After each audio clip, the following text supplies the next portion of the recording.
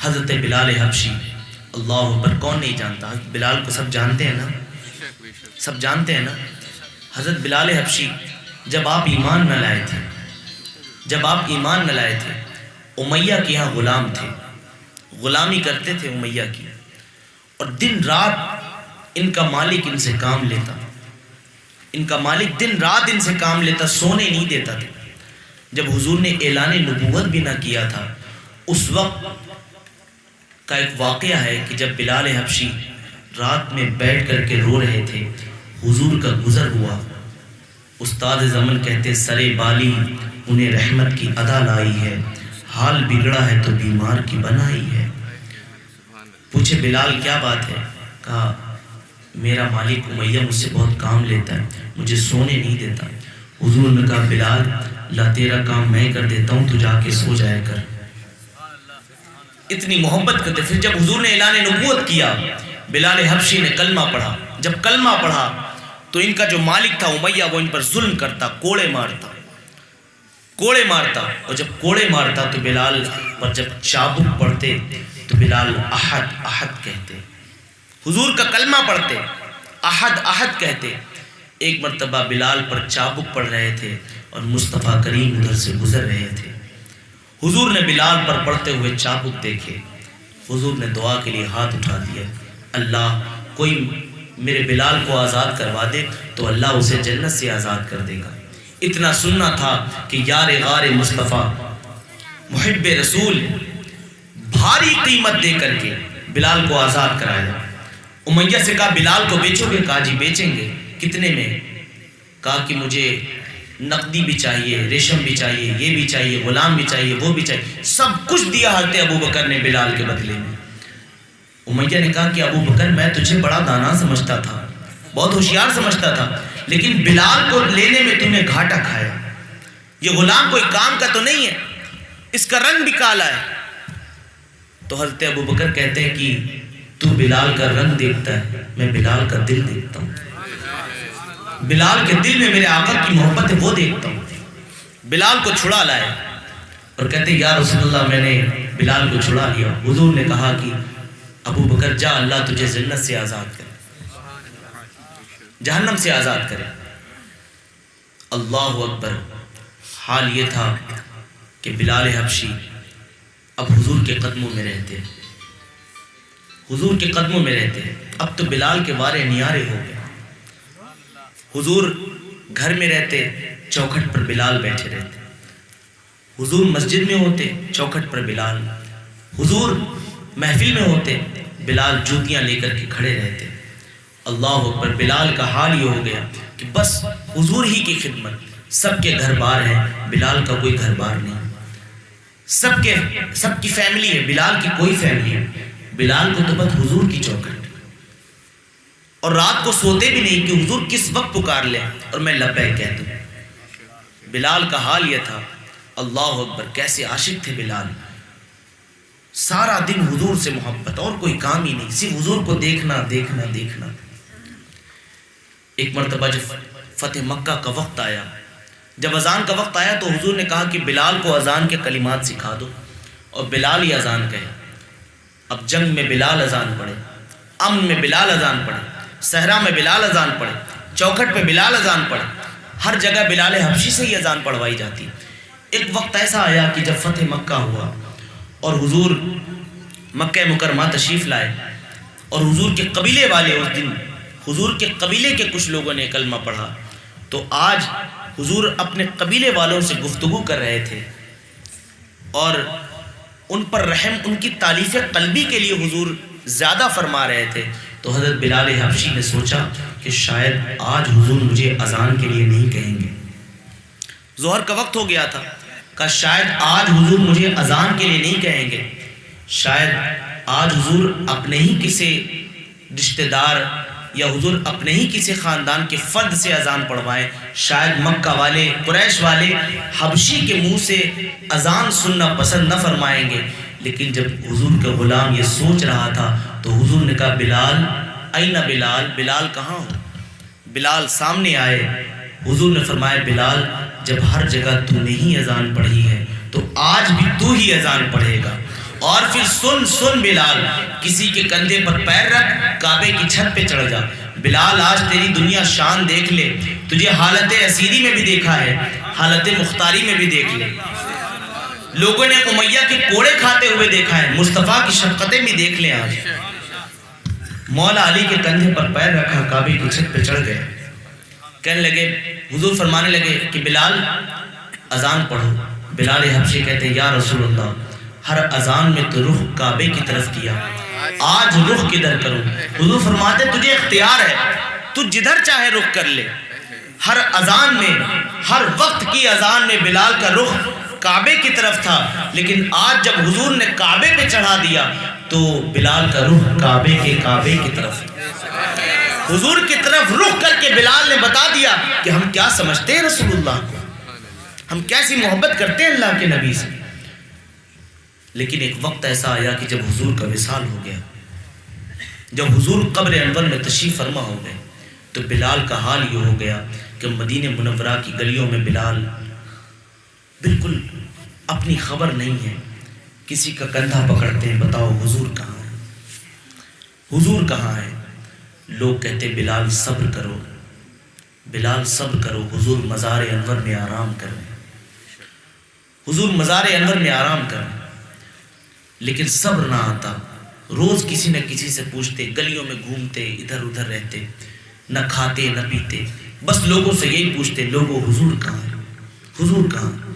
تو لوگ کہتے بلال صبر کرو، کوئی کہتا یہ ہونا ہی تھا، حضور اپنی قبر میں آرام کر رہے ہیں۔ بلال نے ایک دن سوچا میں مسجدوں کے مینار دیکھتا ہوں، مجھے حضور یاد آتے ہیں،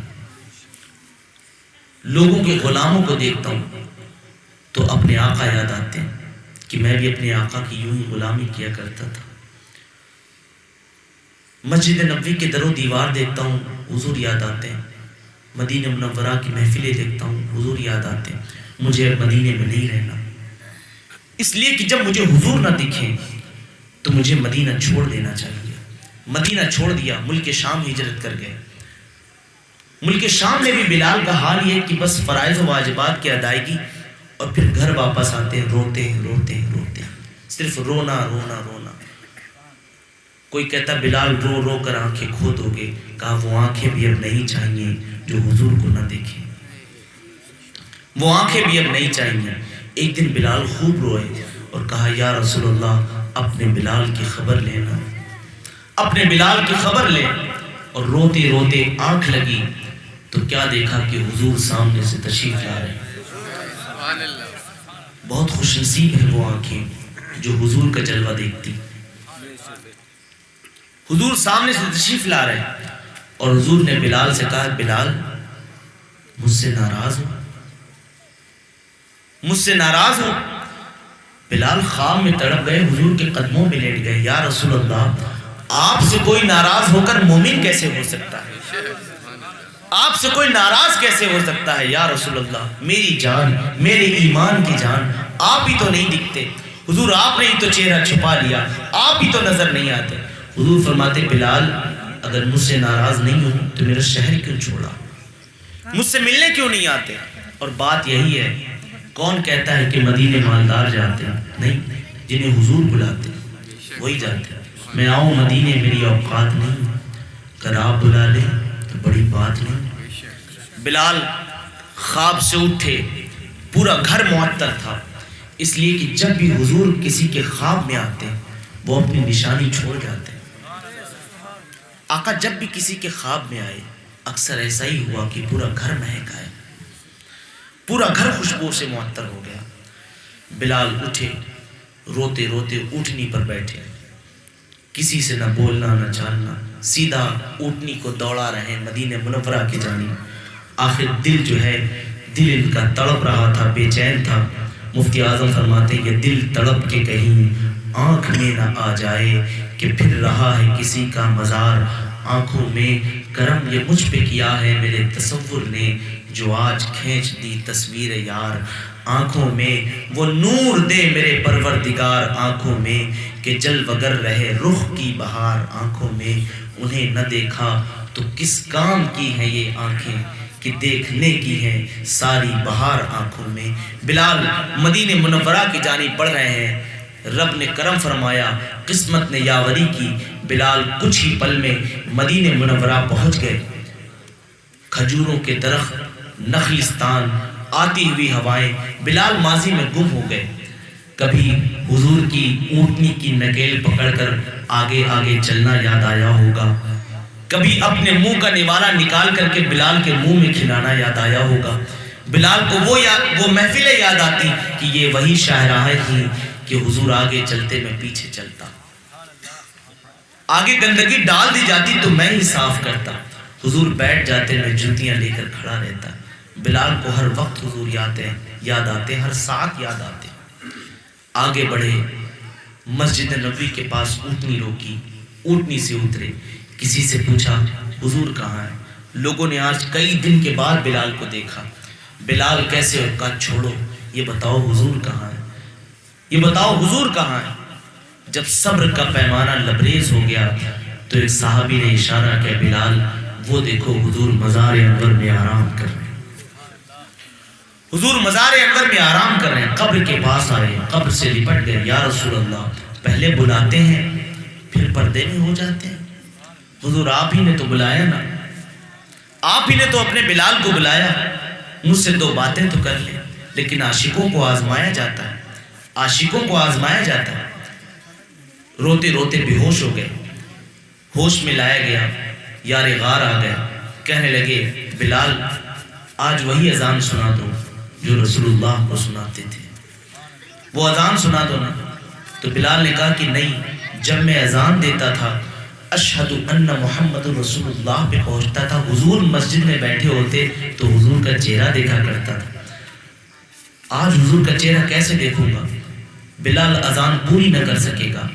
کسی ہوشیار نے کہا کہ رکو ابھی بلال اذان دیں گے، جاؤ امام حسن اور امام حسین کو بلا لاؤ، وہ کہیں گے تو بلال ضرور اذان دیں گے۔ آئے، کہنے لگے بلال وہ اذان سنا دیجئے نا جو میرے نانا کو سناتے تھے۔